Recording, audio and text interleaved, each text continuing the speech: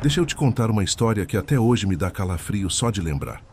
Foi lá para os lados de Roraima, bem no finzinho do mês de julho, quando o ar da floresta já começa a mudar e o silêncio da mata parece sussurrar coisa no ouvido da gente. Tinha exatamente um ano que eu, junto de mais 3 amigos, não botava os pés naquela trilha que leva para as entranhas da mata fechada. E tinha motivo. Um ano atrás, naquele mesmo pedaço de chão, o Vitor sumiu. Sumiu assim, sem deixar rastro. Desapareceu como se o mato tivesse engolido ele. Desde pequeno a gente fazia aquele acampamento todo mês de julho. Virou tradição. Um fim de semana inteiro isolado do mundo. Só nós, as barracas e o barulho dos bichos.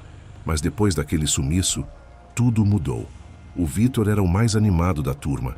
Sempre o primeiro a acordar, o primeiro a pegar a trilha, o último a dormir.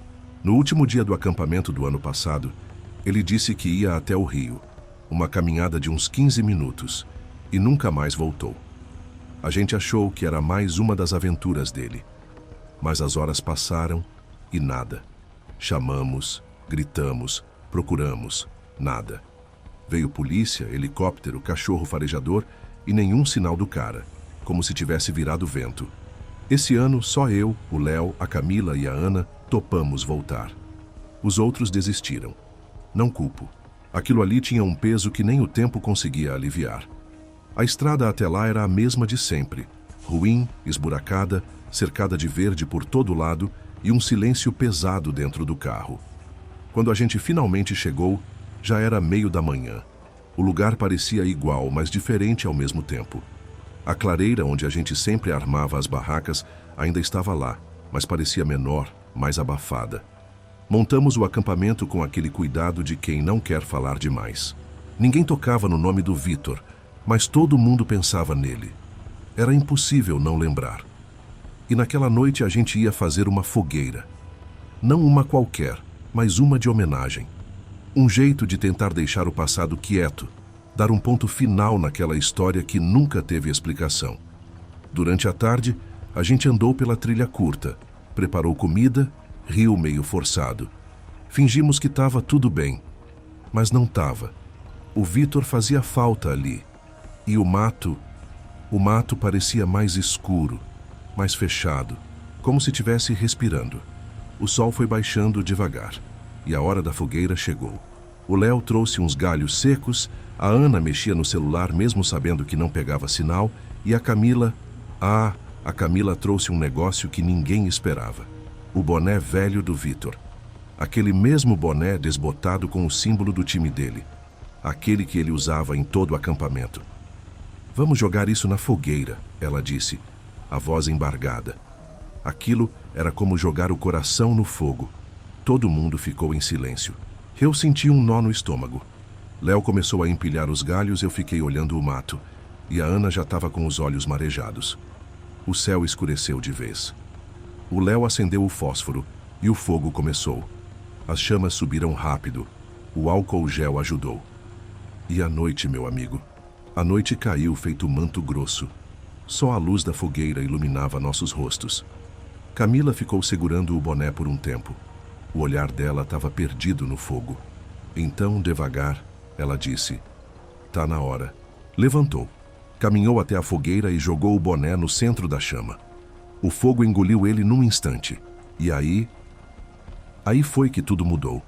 De dentro do mato, atrás da gente, veio um sussurro. Baixo, mas claro. "Ei, pessoal." Meu sangue gelou. Eu conhecia aquela voz, era o Vitor.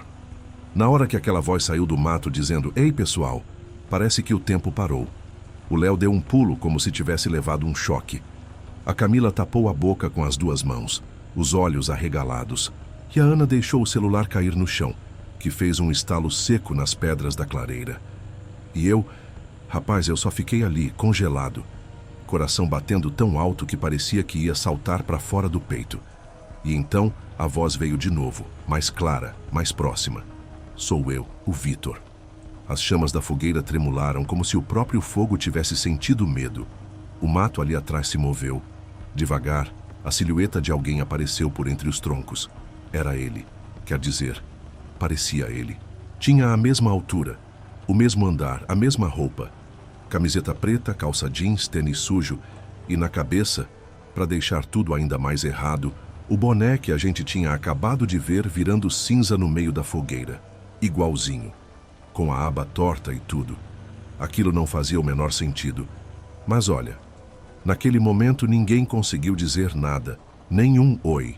O bicho, ou o que quer que fosse, parou ali, do outro lado da fogueira e ficou encarando a gente.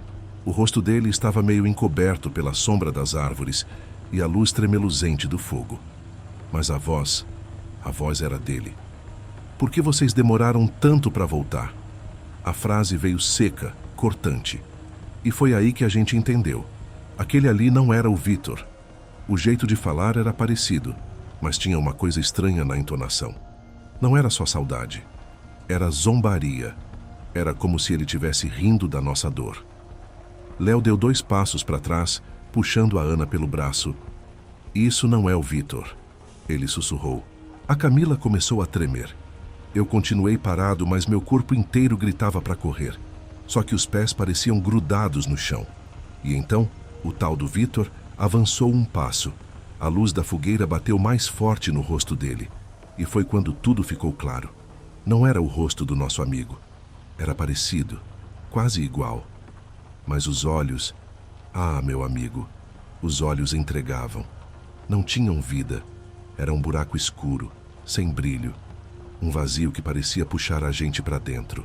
A pele era meio pálida demais, como se ele tivesse sido desenhado por alguém que só viu o Vitor por foto. Foi um instante só, mas pareceu uma eternidade. Do mato atrás dele, a gente ouviu mais barulho. Como se algo grande estivesse se mexendo por lá, respirando junto com a floresta. A Camila soltou um grito abafado. A Ana começou a chorar baixinho, e foi aí que a gente não aguentou mais. A adrenalina tomou conta. Viramos as costas e corremos, sem pegar mochila, sem nada. Só as lanternas tremendo na mão e o medo empurrando as pernas. O mato de Roraima à noite não perdoa. É galho batendo no rosto, espinho arranhando a pele, pedra solta querendo torcer o pé. Mas a gente corria como se o inferno tivesse soltado os cães atrás de nós. A trilha era conhecida, mas no escuro tudo muda. O caminho parecia mais longo, mais torto, como se a mata tivesse mudado de lugar. As sombras nas árvores dançavam com o balanço das lanternas, e a cada estalo de galho atrás da gente, o pavor aumentava. Léo puxava a Ana com força. A Camila tropeçou 2 vezes, mas não caiu. Eu só pensava em sair dali, em respirar ar limpo fora daquele inferno verde. E no meio daquela fuga cega, uma pergunta me batia na cabeça feito tambor. O que é que voltou com a cara do Vitor? Porque uma coisa era certa. Aquilo ali não era humano. Depois de um tempo que eu nem sei medir, pode ter sido 10 minutos, pode ter sido meia hora, a gente avistou o carro. E foi como se uma luz tivesse acendido dentro do peito. O Léo foi o primeiro a alcançar. Destravou, entrou, ligou o motor com a mão trêmula. A gente entrou quase pulando para dentro do carro, batendo a porta com força, como se isso fosse o suficiente para afastar o que quer que estivesse vindo atrás. Léo deu ré com tudo, quase pegando uma raiz grossa, e acelerou pela estrada de terra. O carro chacoalhava, pulava nos buracos, mas ninguém reclamava. Só respirava, arfando. A mata foi ficando para trás, devagar. E o silêncio tomou conta de novo. Ninguém falava, ninguém conseguia. A estrada de chão parecia mais longa, mais escura. Mas depois de um tempo esse que parecia não passar nunca, o asfalto apareceu. E quando a gente sentiu aquele tremor diferente do carro rodando no liso, foi como se a gente tivesse voltado para o mundo real. Silêncio. Só o ronco do motor. A floresta de Roraima atrás da gente. E a certeza de que tinha algo lá dentro que não devia existir. E é aí que a coisa começa a piorar. Depois que a gente pegou o asfalto, o silêncio dentro do carro era mais pesado que o mato que ficou para trás. Só dava para ouvir a respiração ofegante de cada um e o motor do carro pedindo para sair dali depressa. Ninguém tinha coragem de olhar para trás. Parecia que se a gente olhasse, ia ver algo que a cabeça da gente não ia aguentar. O Léo dirigia tenso, com os olhos fixos na estrada, As mãos tremiam no volante. A Ana encolhida no banco de trás, com os olhos vidrados no nada, como se ainda ouvisse os passos no mato. A Camila, ela só chorava baixinho, com o rosto virado para a janela. E eu estava no carona, mas com a mente lá atrás, tentando entender que diabos aconteceu naquela clareira. Aquilo não era o Vitor, sussurrou Léo, como se estivesse lendo o que todo mundo pensava. Ninguém respondeu. Não precisava. A gente rodou por mais de hora até parar num posto velho à beira da rodovia. Sabe aqueles perdidos no meio do nada, com cheiro de diesel, luz fraca e um cachorro magrelo dormindo do lado da bomba? Era ali mesmo. Precisava respirar, esticar as pernas, tomar um café ou uma dose se desse. O frentista veio com aquele olhar de quem já viu muita coisa na estrada. "Tudo certo por aí?" ele perguntou. E a Ana foi quem respondeu com a voz fina, quase falhando. "A gente viu uma coisa no mato. Um amigo nosso. Ele apareceu." O frentista franziu a testa. Deu aquela coçada na barba por fazer e olhou em volta, como se o mato pudesse escutar. "Isso foi ali para as bandas da Serra do Tepequém?" "Foi sim", respondi. Ele suspirou fundo. "Vocês não são os primeiros. Já teve gente que sumiu por lá e depois apareceu, mas nunca era igual. Tinha algo no jeito de andar, no olhar. Gente que voltou e a família jurava que não era mais a mesma pessoa. Teve um rapaz uns 2 anos atrás que voltou, mas a mãe dele disse que ele não lembrava o nome da irmã. Depois sumiu de novo, para nunca mais." A Camila arregalou os olhos. O Léo cruzou os braços e eu senti a espinha gelar. "O senhor está dizendo que tem coisa naquela mata?" O frentista só balançou a cabeça. Falou baixo, quase sussurrando. "Tem lugar que não quer ser visitado. E quando é, ele devolve o que pegou, mas de um jeito que ninguém reconhece mais." Voltamos para o carro sem dizer mais uma palavra. E mesmo com o mundo lá fora tentando parecer normal, luz dos postes, carros passando, gente comum seguindo a vida, a sensação de que alguma coisa estava errada não saía da gente. Não era só medo, era como se a gente tivesse trazido algo junto, algo invisível, grudado nas costas, respirando no nosso cangote. Nos dias que seguiram, tentamos seguir a vida. Eu voltei para a estrada, Léo para o trampo dele, Camila foi para a casa dos pais, Ana se afastou de tudo. Mas as coisas não voltaram ao normal. Na primeira noite em casa, acordei suando frio. Tinha sonhado com a clareira, com o Vitor, ou com o que parecia ele. Ele estava parado do outro lado da fogueira de novo. Só que dessa vez ele falou outra coisa. "Agora você me viu. Agora eu posso vir." Acordei gritando. Não era só sonho. Era mais que isso. Era como se a floresta tivesse deixado um pedaço dentro da gente. Falei com o Léo no outro dia. Ele não dormia desde que voltamos. Disse que sentia passos no quintal de madrugada. Disse que ouviu alguém bater na porta dele às 3 da manhã. Era ele, Zeca. Eu vi pela janela. Mesma camiseta, mesmo boné, mas não tinha rosto. A Ana parou de responder as mensagens. A Camila mandou um áudio dizendo que toda vez que ligava o fogão, ouvia a voz dele no fundo, soprando algo que ela não conseguia entender. E aí, uma semana depois, recebemos uma mensagem no grupo do acampamento, do número do Vitor. "Volta aqui. Esqueceram uma coisa." Eu olhei para o celular por minutos, parado. A mensagem ficou ali na tela como uma cicatriz aberta. Fui até o histórico do grupo. O número era o mesmo de antes, o mesmo que ficou inativo depois do desaparecimento. Nenhuma atividade por um ano inteiro. E agora, uma frase. A Camila viu também. Me ligou chorando.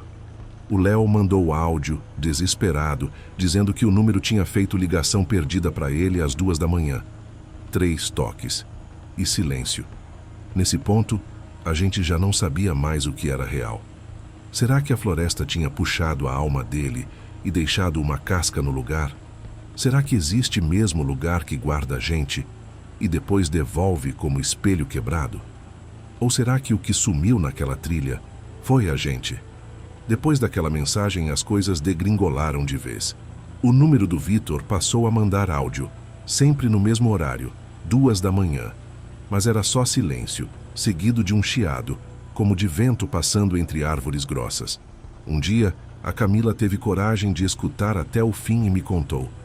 No final do terceiro áudio, dava para ouvir uma respiração funda e uma risada curta, uma risada igualzinha à que o Vitor dava quando aprontava. Só que não tinha como ser ele. A polícia chegou a ser acionada por causa do barulho na casa do Léo. Ele jurava que via alguém parado na porta toda noite. Mas quando os policiais chegaram, não tinha sinal de arrombamento, nem ninguém nas câmeras. Só uma imagem congelada às 2 da manhã. Uma silhueta parada na beira da varanda. Sem rosto, sem sombra. Ana sumiu. Simples assim. A mãe dela disse que ela saiu de casa com uma mochila nas costas, dizendo: "Eu preciso ver com meus próprios olhos." Nunca mais voltou. O celular desligado. As redes sociais paradas. Nenhum rastro. A Camila teve um colapso nervoso. Foi internada. A última coisa que disse, antes de entrarem com o sedativo, foi que o Vitor falava com ela através da fogueira do quintal. E eu tentei fugir daquilo tudo. Peguei meu caminhão, botei estrada debaixo das rodas e fui para longe. Cruzei o país, botei música alta, tentei encher a mente com outras paisagens. Mas a lembrança me perseguia. À noite, quando parava em posto de beira de estrada, ainda escutava o chiado. E às vezes, de canto de olho, via uma sombra parada no escuro. Foi num desses dias que eu entendi. Não dá para fugir de coisa que já está dentro de você. Parei numa cidadezinha perto da fronteira com a Venezuela. Fiquei num hotelzinho simples, com a cabeça fervendo. E na segunda noite lá, sonhei com a clareira. Só que dessa vez, eu estava sozinho. A fogueira queimava forte e o Vitor estava sentado do outro lado. "Você voltou, né?" Ele disse com aquele sorriso torto. "Não, eu só..." Tentei dizer. "Você nunca foi embora, Zeca. Desde que me viu, ficou preso aqui. Você é daqui agora." Acordei encharcado de suor. O quarto cheirava a fumaça de lenha. A janela entreaberta deixava o vento da floresta entrar, carregando aquele cheiro úmido que eu conhecia bem demais. E no chão, perto da porta, tinha um boné. O boné do Vitor. A aba torta. O tecido encardido. Impossível ser coincidência. Desci correndo, fugi daquele lugar. Mas o boné eu trouxe comigo, não por escolha, por medo. Parecia que ele grudou na minha alma. E é por isso que eu tô aqui te contando isso agora. Tem gente que acha que esse tipo de coisa é invenção, que é a cabeça da gente que cria, que trauma e saudade bagunçam a realidade. Pode até ser. Mas eu sei o que vi. Eu sei o que ouvi. Eu sei o que ficou naquela mata em Roraima. E o que saiu de lá com a cara do nosso amigo. Se você resolver entrar mata adentro, pensando que é só aventura, pensa bem. Tem lugar que guarda segredo antigo, coisa que não quer ser tocada. Tem árvore que escuta, pedra que sussurra e fogueira que chama o que não devia voltar. E quando voltar, pode ter a cara de alguém que você ama. Mas não é ele. A Ana nunca mais foi vista. O Léo sumiu da internet. Camila continua internada. E eu tô aqui na boleia rodando esse Brasil. Mas toda noite, quando paro, deixo uma garrafinha de álcool gel e uns galhos secos do lado de fora do caminhão. Nunca se sabe quando vai ter que acender uma fogueira para manter alguma coisa longe. E você aí, ouvindo esse meu relato, faz o seguinte. Vai nos comentários e me diz: já aconteceu alguma coisa parecida contigo? Já viu alguém que voltou diferente? Eu tô curioso para saber. E antes de fechar esse rádio, te faço um convite. Assiste o último vídeo que eu postei aqui no canal. É outro caso que me contaram lá em Goiás, no tal do Pavilhão 3. Tem coisa naquele lugar que nem o tempo dá conta de apagar. Agora se inscreve aí, deixa aquele like e ativa o sininho, porque tem muita estrada pela frente. E muito caso que ainda não foi contado. A gente se vê na próxima parada, mas lembra, nem tudo que volta devia ter voltado.